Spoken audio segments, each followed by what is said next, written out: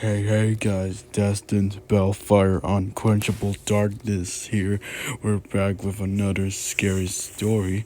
So we're now beyond the end of February, and might as well end off February by which have this kind of Valentine's Day like scary story.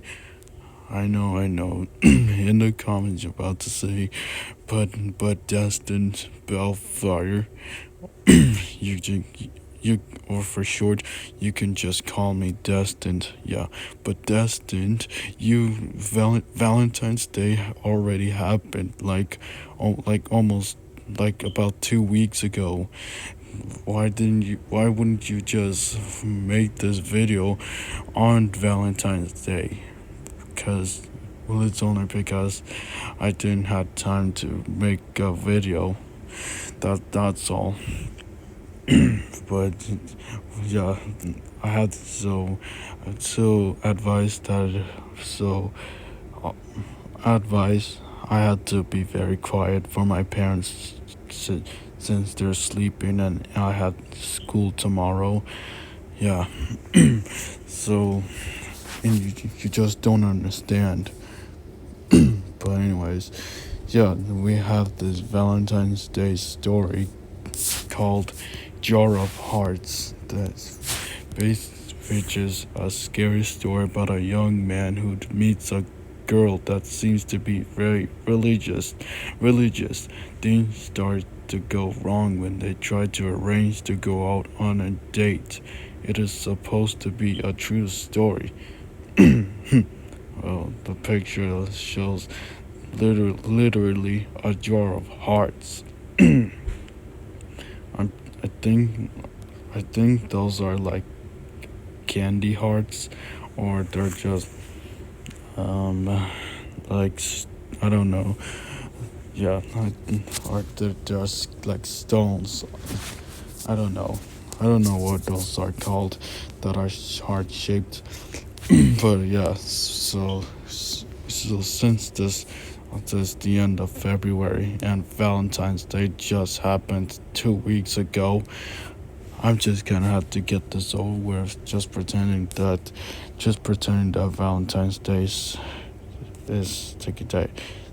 Whatever, whatever, whatever. What I say. Just let's just get this over with. Either way, so this is Jar of Hearts. Yeah. Either way, so this is Jar of Hearts. Enjoy. The curtains rises on the theater of the abyss. My high school teacher told us a scary story that he claimed was so. My high school teacher told us a scary story that he claimed was true. He said it happened to a good friend of his that was living in rural Arkansas. One day the guy was shopping. One day the guy was shopping in the supermarket when he happened to bump into a girl in the checkout line. They started talking and seemed to really hit it off. The girl was very pretty and had a nice personality. Ooh, I hope that girl is hot. She also seemed to be a religious girl, which was exactly the type of girl the guy was looking for. They exchanged numbers and they exchanged numbers, and a few days later the guy called her. They began to call her every evening and would have long conversations that lasted deeper into the night. Wait. Seems like that this guy has been would call this seems like this guy would just call her for hours, like until the end of the day, like until like from morning all the way to nighttime. She seemed to be the perfect girl, and the guy started following I mean, and the guy started falling head over heels in love with her. The only strange thing was that she ended every phone conversation with a prayer.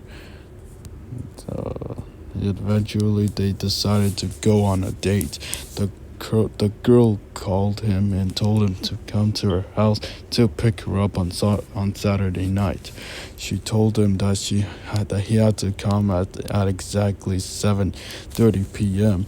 and not a minute later. She said that if she said that if he was even a minute late, she would break up with him and he would never see her again. Well, well, that was like a stupid reason to break up with someone, even though the person arrived to them, just only a minute late. Well, that was just a stupid reason. Yeah.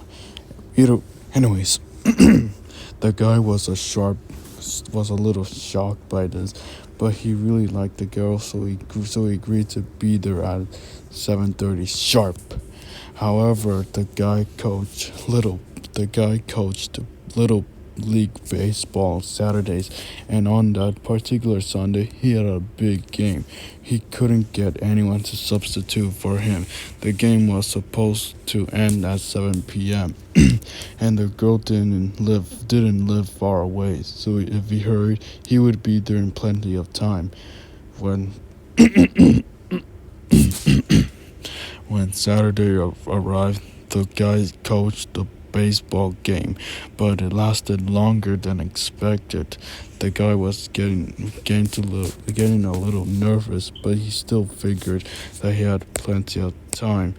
When the game ended, He took a quick shower and changed his clothes. He was just about to leave when disaster struck. What?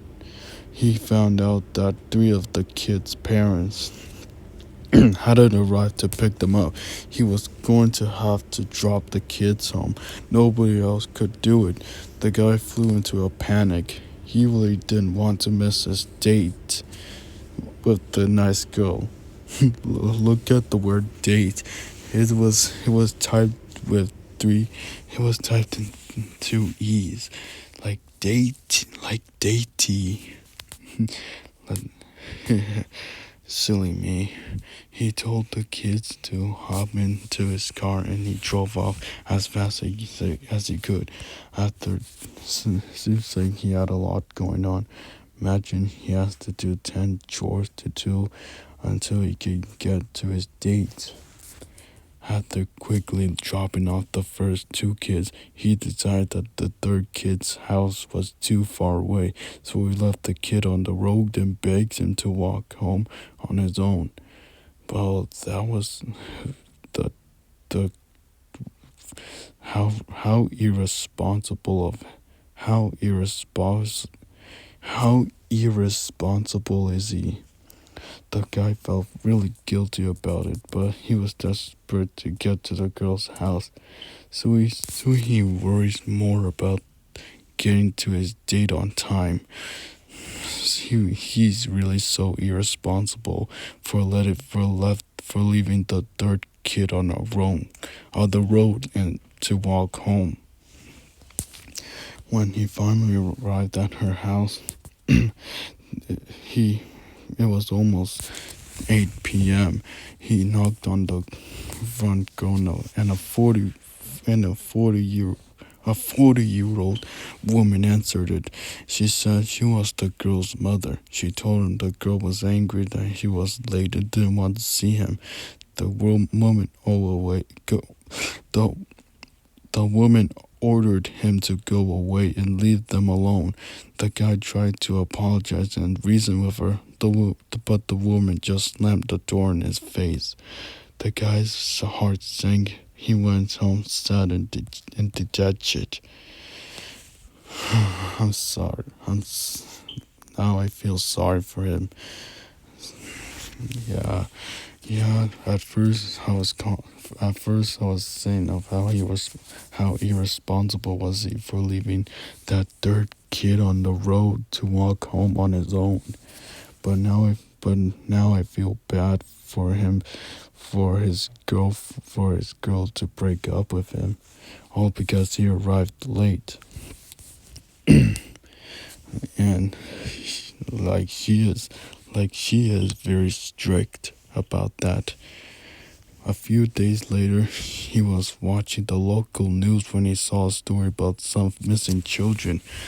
A police of a house flashed up on the TV screen and looked familiar. He realized it was the girl's house. Just then, there was a knock on the door. When he answered it, he found two policemen standing on his doorstep. They asked him if he knew the girl, and when he said he did, he told them they wanted to come inside and ask him some questions.